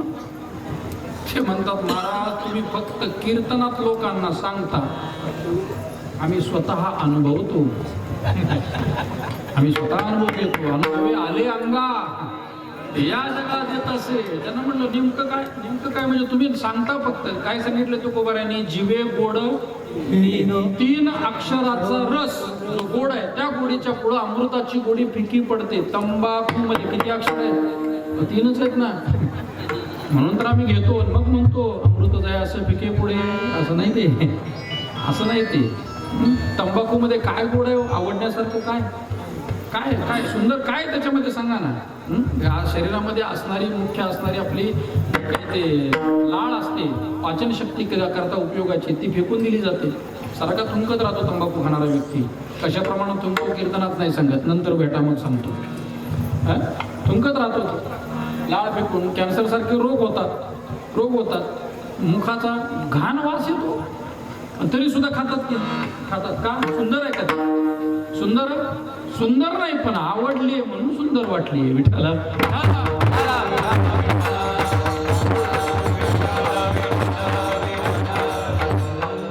जे काही विषयातलं सौंदर्य आज आपण पाहतोय ते विषयातलं मूळतः सौंदर्य नाहीये, अधिष्ठान त्याचं सुंदर नाहीये. मग आपल्याला ते आवडलंय म्हणून सुंदर वाटतंय. तुकोबरायांना प्रश्न विचारला, महाराज तुम्हाला जो परमात्मा विटेवर उभा असणारा पांडुरंग परमात्मा सुंदर वाटला, तो सुंदर आहे म्हणून आवडतोय का आवडतोय म्हणून सुंदर वाटतो? तुकोबरांनी त्याचं उत्तर दिलेलं आहे, अरे तो सुंदर आहे म्हणून मला तो आवडतोय. परमात्मा हा सुंदर आहे म्हणून आवडतोय. खरंच परमात्मा सुंदर आहे का? विटेवर उभा असणारा परमतत्व पांडुरंग परमात्मा खरंच सुंदर आहे का? कारण रूपशास्त्राचं तर थोडं आपण चिंतन करू लागलो, सौंदर्य शास्त्राचं चिंतन करू लागलो, तर सौंदर्य शास्त्राने ज्याला सुंदर म्हटलंय तो परमात्मा आपल्याला विटेवर उभा असलेला दिसतो का? आपल्या स्वतःवरून थोडा तर्क करा, स्वतःवरून करा. व्यवहारामध्ये आजही आपण सुंदर कुणाला म्हणतो? गोऱ्या रंगाला सुंदर म्हणतो का काळ्या रंगाला? हे तर सिद्धांत वाक्य सर्वांच्या अनुभवातलं आहे. गोऱ्या रंगाला आपण सुंदर म्हणतो, अगदी बरोबर आहे, अगदी महाराज अगदी योग्य बोलले. सुंदर, गोऱ्या रंगाला सुंदर म्हणतो. जाऊ द्या, आपणच विचार करून घ्या, शास्त्र जरा बाजूला ठेवूया. भेटलेली सुंदर भेटावी अशी अपेक्षा होती का जी भेटली तिच्यात आता समाधान आहे? अपेक्षा काय होती? अपेक्षा बघायला गेल्यावर कविता गाणी म्हणायची आम्हाला काही गरज नाही. ज्ञानोबा तुकोबरायासारखं वाङ्मय आम्हाला एवढं पडले आमच्या समोर. आमचे गुरुवर्य ज्यांच्याकडे महाराजची मी दीक्षा घेतली असे तात्यासाहेब महाराज वास्कर, त्यांचे आत्ता उत्तराधिकारी असणारे विठ्ठल महाराज वास्कर, निवृत्त न्यायाधीश. सहज आमचा विषय झाला मध्ये आता कार्तिकीमध्ये. दादांना म्हटलं, अहो दादा आपल्याकडं इतर संतांचं मुख्यत्वे करून प्रमाणाला घेतलं जात नाही का? किंवा म्हटलंय संस्कृतमध्ये बालादपी सुभाषितम, जे चांगलं असेल ते घ्यावं. त्यावेळेस दादाने मला एक सिद्धांत वाक्य सांगितलं. आपल्याकडे 5 बाप मानले संत वाङ्मयामध्ये. 5 बाप आहेत आपले: नामदेव महाराज, ज्ञानेश्वर महाराज,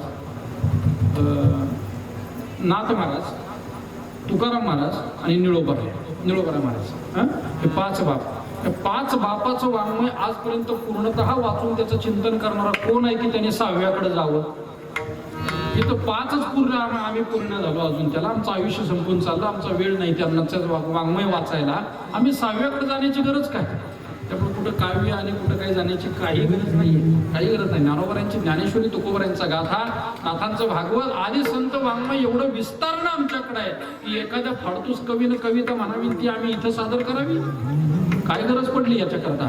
ज्ञानोबा तुकोबरायांचं वाङ्मय, जे शब्द आपल्याला उद्धार दगडाला तारतात, आपल्याला का नाही तारणार? त्याचा सुंदर आपण करावा, कारण त्या शब्दाला महत्व या संतांच्या वाणीतून बाहेर पडल्यामुळे आलंय. विठाला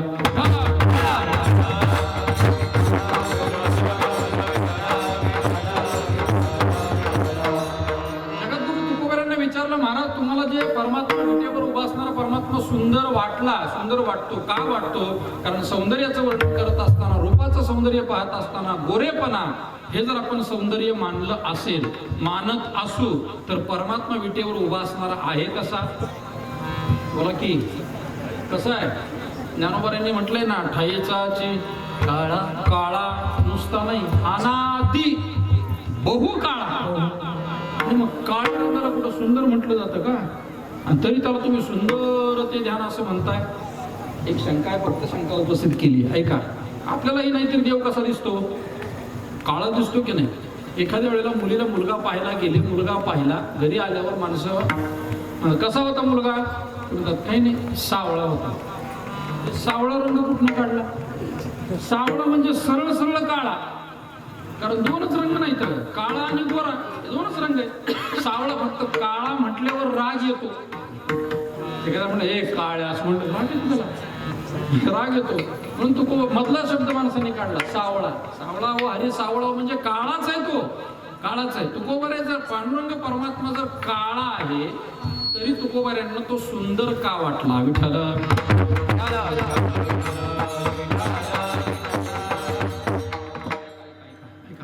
परमात्मा परमात्मा काळा आहे, अगदी बरोबर. आपण पाहिला तरी आपल्यालाही तो काळा दिसला. तुकोबऱ्यांना तो सुंदर वाटला. त्याचं एक दोन कारण सांगून जातो आपल्याला.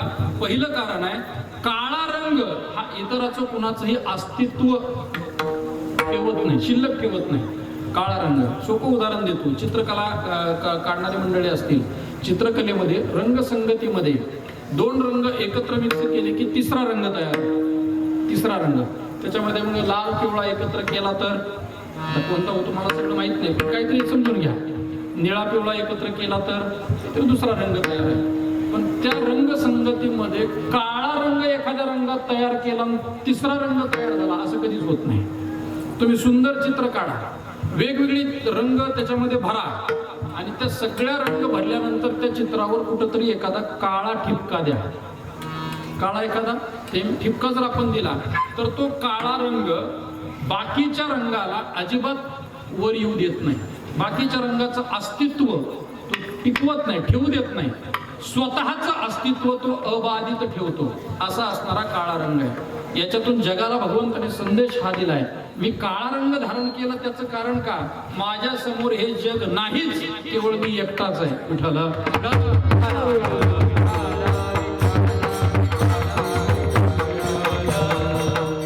सर्वांचा बाध करून जो स्वतः अबाधित राहतो असा असणारा परमात्मा, अविनाशी परमात्मा, म्हणून तुकोबर आहे त्याला काळा असला तरी सुंदर असं म्हणतात. एक किंवा जगद्गुरु तुकोबर आहे परमात्म्याला सुंदर म्हणतात. त्याचं दुसरं कारण सांगतो.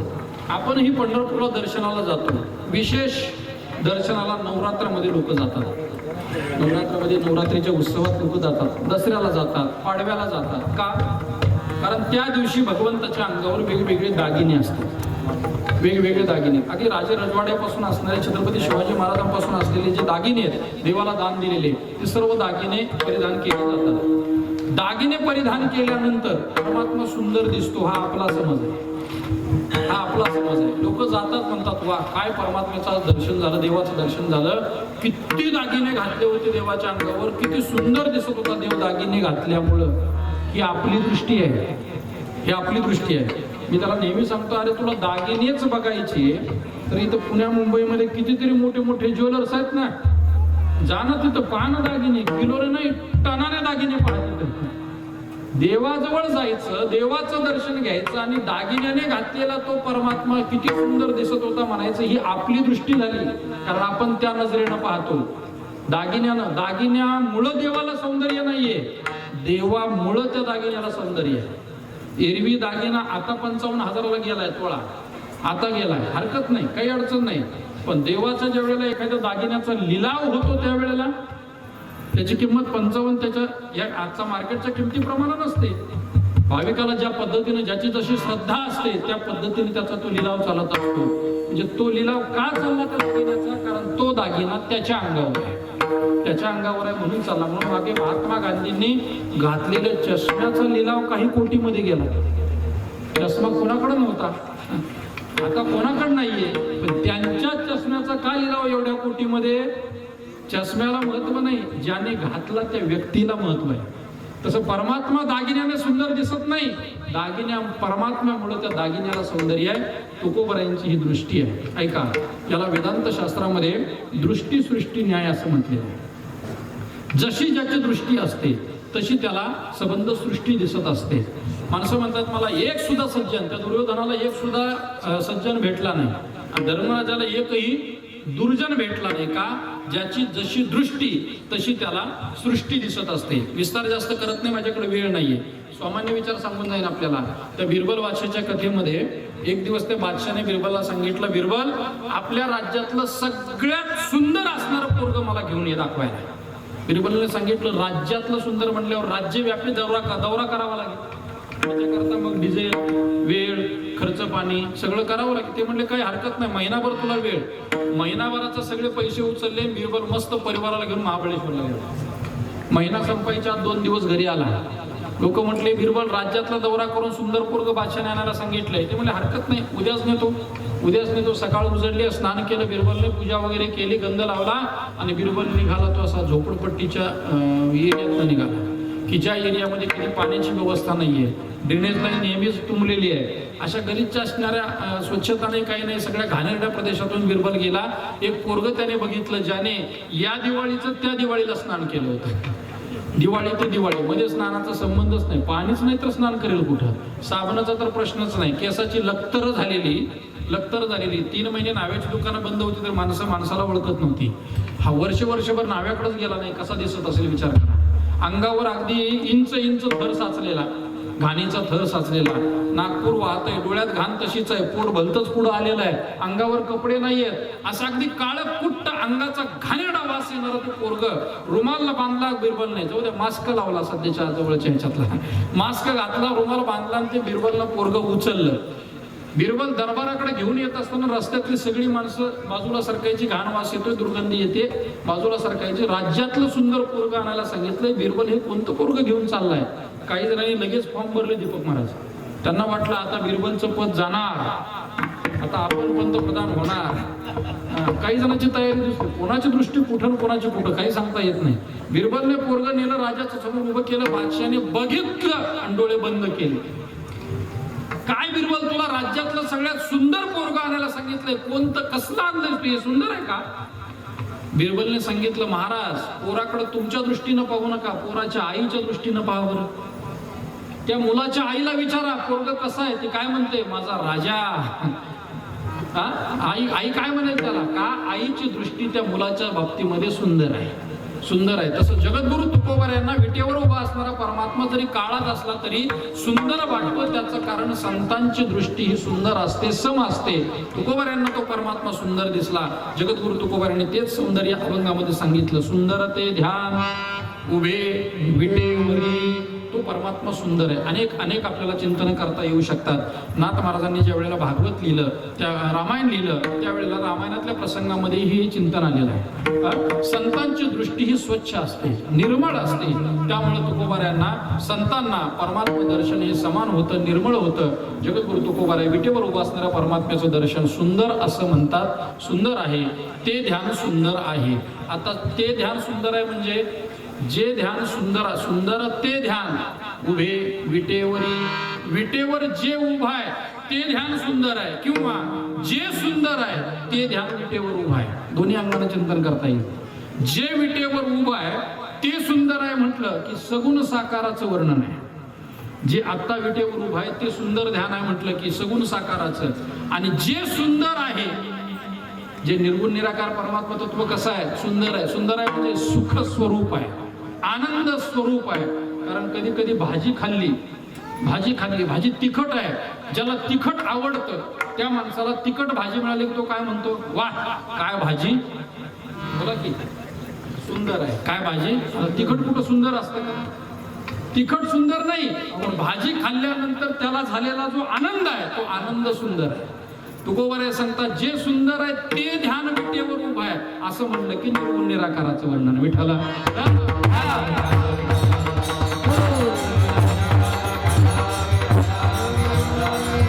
असा असणारा तो सुंदर परमात्मा महाराज सांगतात उभे विटेवरी. तो परमात्मा विटेवरती उभा आहे. विटेवर उभा आहे म्हणजे त्याला काय दुसरीकडे कुठं जागा मिळाली नाही का उभं राहायला? उत्तर प्रदेशमध्ये 400 सीट होत्या, एखाद्या सीटवर जाऊन उभं राहायचं. विटेवर का उभा राहिला? विटेवर उभा राहिला नाही, विटेवर उभा केला. पुंडलिक रायांच्या करता तो परमात्मा इथं आला. पुंडलिक रायाने मागे भेरकाविली वीट, विटेवर उभा. त्याला सांगितलं राहा उभा.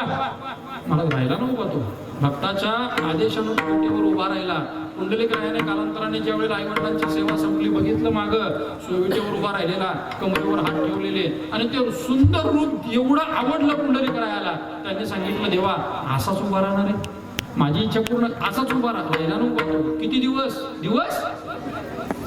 योगी 28 विटेवरी उभा. आपल्याला 2 तास जर एका ठिकाणी उभं केलं राहील, 28 युग झालं. त्याला बस म्हटलं, अजिबात ताकदच नाही त्याची बसायची. उभाच आहे तो परमात्मा. भक्तांनी त्याला उभा केलाय आणि उभा करून त्याच्यावर एक काम दिले, जबाबदारी दिली त्याला. देवा नुसतं उभा नाही राहायचं, काम पण करायचं. नुसतं उभा राहायचं नाही, तिकीट मिळालं उभा राहायचं नाही, काम सुद्धा करायचं, समाजाची सेवा सुद्धा करायची. तसं तू सुद्धा काय कर, मूड पापी जैसे तैसे उतरी कासे लावणे, असा तुकोबरायांनी परमात्म्याकडून वर मागून घेतलेला.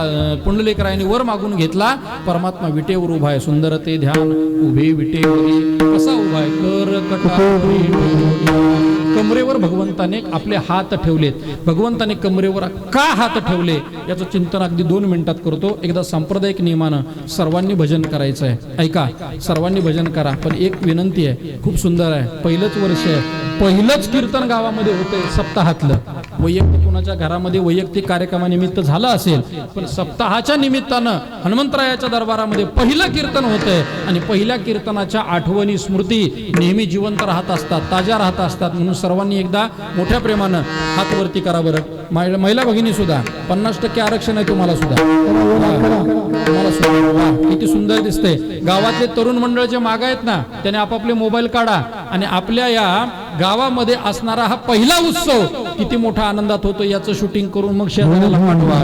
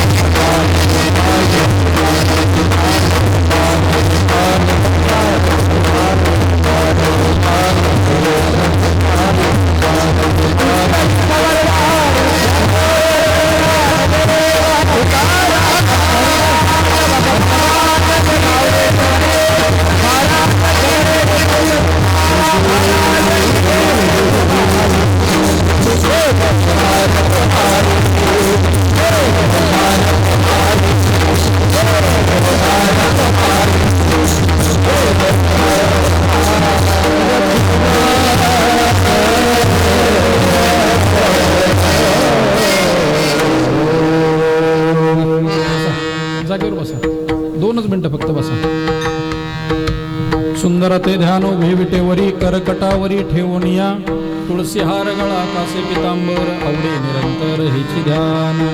जगद्गुरु तुकोबाराय आपल्या अंतःकरणातील आवड सांगत असताना भगवंताच्या सगुण निर्गुणाचं वर्णन करतात. आपल्या वेदांत शास्त्रामध्ये जे मंगल सांगितलेले त्याच्यामध्ये नमस्कार रूप मंगल, आशीर्वादात्मक मंगल आणि वस्तू निर्देश रूप मंगल. आजचा हा मंगलपर असा प्रसंग आहे. पहिलाच दिवस आहे सप्ताहातला, उत्सवातला. बसा खाली बाबा, जागेवर बसा. उत्सवातला पहिलाच दिवस मंगलपर अशा स्वरूपानं व्हावा म्हणून भगवंताच्या सगुण निर्गुणाचं वर्णन करणारा अभंग, सर्वांच्या परिचयाचा अभंग चिंतनाकरता निवडला.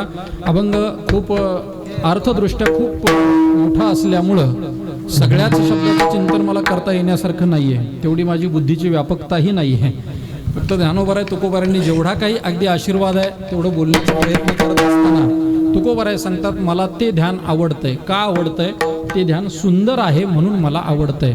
विटेवर उभा असणारा परमात्मा सुंदर आहे, सुंदर आहे. पाहिल्याबरोबर पाहिली या वेध लावी, बैसे जीवी जडोनी असा तो परमात्मा आहे. म्हणून त्याला सुंदर म्हटलं. असा तो परमात्मा विटेवर उभा राहिला आणि त्याने हात आपले कमरेवर ठेवले. तर कटावरी ठेवून भगवंताने कमरेवरच हात का ठेवले? भक्तिशास्त्राने याची खूप कारणं सांगितलेली आहेत. आपल्या समोर मांडतो आणि सेवा थांबवतोय. जगद्गुरु तुकोबाराय सांगतात भगवंताने कमरेवर हात ठेवले. मागचाच कथाभाग पुन्हा पुढे घ्या.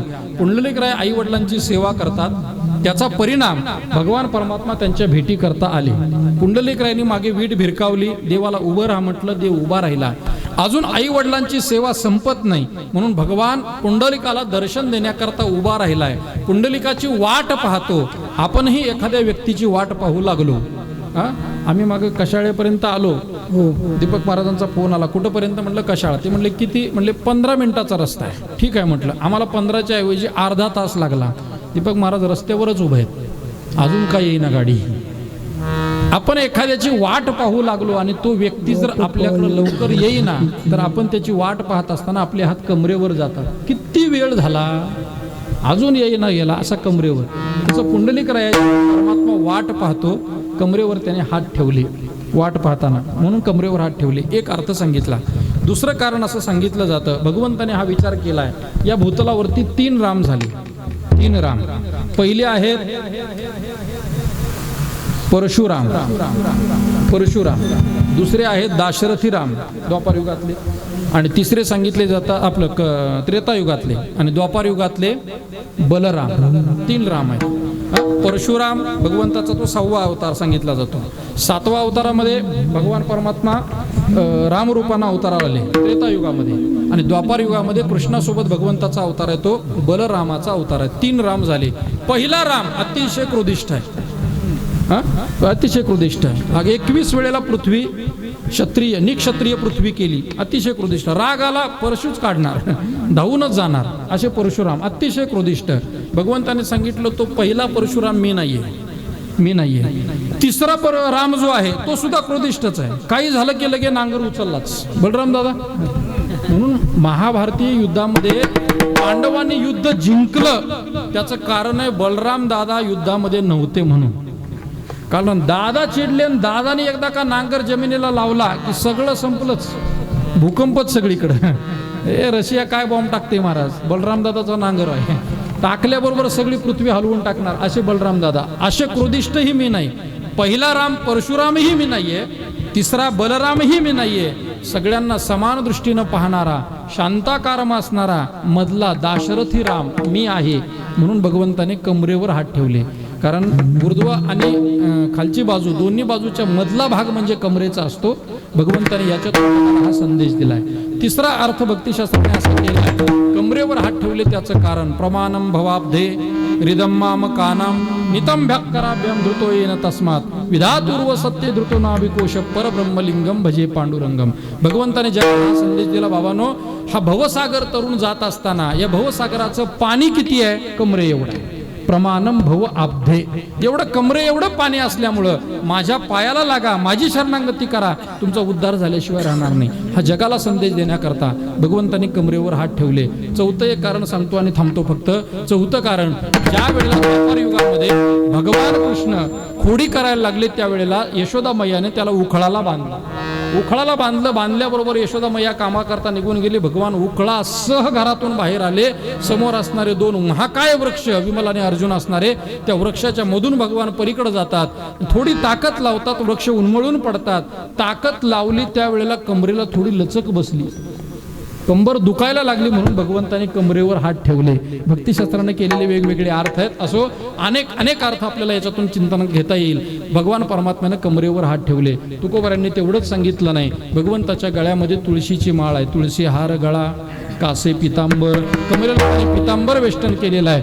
कानामध्ये मकर कुंडले तळपती श्रवणी कंठी कौस्तुभमणी कंठामध्ये कौस्तुभमणी आहे. असं असणार माझ्या जीवनातलं सर्व सुख मला ते आवडतं. तुका म्हणे माझे हेची सर्व सुख पाहिन श्रीमुख.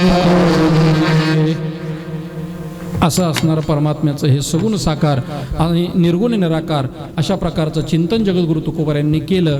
आता आपणही परमात्म्याकडे पाहत असताना केवळ तो विटेवर उभा असणारा एक दगडाची मूर्ती असं न पाहता त्या भगवंताकडे तो खऱ्या अर्थानं भगवान सुंदर आहे. सुंदर शब्दाचा एक अर्थ मी आनंद असाही केला. त्या पद्धतीनं सुंदर हा परमात्मा, दिसायलाही तो परमात्मा सुंदर आहे. त्या कर्नाटकच्या त्या बादशाला वेड लावलं ना महाराज, वेड लावलं त्याला. कहा गया विटू म्हणून वेडा झाला तो. आपली कानोपात्रा, तिलाही अभिमान होता स्वतःच्या सौंदर्याचा, पण ज्या वेळेला भगवंताकडे आली, हात ठेवले नाजूक, त्याबरोबर त्या कानोपात्रेची नाजूक बोट पण भगवंताच्या पायामध्ये रुतली. आजही आपल्याला ती पाहायला सापडतात पंढरपुरामध्ये. स्वयंभू विठ्ठलाचं दर्शन घ्या आपण, पायामध्ये 2 बोटं रुतलेली आपल्याला पाहायला सापडतील. एवढा परमात्मा सुंदर आहे. अशा जगतातलं सगळं सौंदर्य आज जर आपल्याला जगतातली एखादी वस्तू सुंदर वाटते, ऐका, एखादं फूल सुंदर वाटतं ना, मग या फुलाला सौंदर्य दिलं कोणी? त्यानेच दिलं ना. मग फुलाला जर सौंदर्य तो देतो, जे फूल आपल्याला वेड लावतं, मग ज्या फुलाला सौंदर्य देणारा तो किती सुंदर असेल?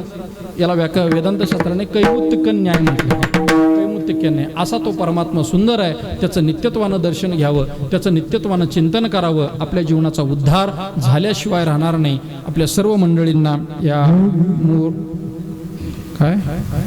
मार्केवाडीतील सर्व मंडळी, भाविक मंडळी, परिसरातील मंडळींना द्यावेत तेवढे धन्यवाद यंदाची कमी आहेत. माझी वाणी खरंच अपुरी पडते, कारण 1-2 मिनटं घेतो फक्त. कारण कोणतंही पारमार्थिक कार्य करणं सोपं नसतं. सध्याच्या काळात कलियुग आहे, कलियुगाचं महिमान जास्त आहे. मागच्या 2 वर्षाचा गैरफायदा घेऊन बऱ्याच जणांनी सप्ते बंद पाडले. जाऊ दे, बंद पडलंयच ना आता, कशाला चालू करा, असं बरेच जण म्हटले. 8 दिवसाचे सप्ते पण 4 दिवसावर आले, 2 दिवसावर आले. आपण या सर्व संकटातून बाजूला झालो. जग वेडं झालं होतं महाराज, जग सगळं जग हल्लं होतं. कसं होईल पुढं. पण एक पारमार्थिक शक्ती, ज्या शक्तीने आपल्याला वाचवलं. आणि सर्वजण पहिल्या वर्षाचे, पहिल्या दिवसाच्या कीर्तनाचे साक्षीदार आहोत. हीच आपल्या जीवनातील ही आनंदाचे क्षण उद्याच्या काळामध्ये वृद्धिंगत होत राहू. त्याच्यामध्ये नित्यत्वानं वाढ व्हावी. घरामध्ये नामचिंतन करत राहावं. आपण दुसऱ्याशी कसं वागावं हे आपल्या हातात आहे. दुसऱ्याने आपल्याशी कसं वागावं हे आपल्या हातात नाहीये. तो आपल्याशी कसंही वागेल, पण आपण त्याच्याशी चांगलं वागलं पाहिजे. या भूमिकेतून या परमार्थाची सुरुवात आपण केलीत. सर्वांना धन्यवाद देतो. अन्नदाते असतील, ज्ञानदान करणारी मंडळी तर आपण सर्वजण आहातच, द्रव्यदान देणारी मंडळी असतील, सर्व कार्यकर्ते, ग्रामपंचायत, परिसरातील भजनी मंडळी, गायक, वादक, मृदंग वादक, कीर्तनकार, सामाजिक क्षेत्रामध्ये, औद्योगिक, व्यावसायिक क्षेत्रामध्ये काम करणाऱ्या सर्व मंडळींना कोटी कोटी धन्यवाद देतो. आणि याच ठिकाणी माझी सेवा थांबवतोय. ज्ञानेश्वर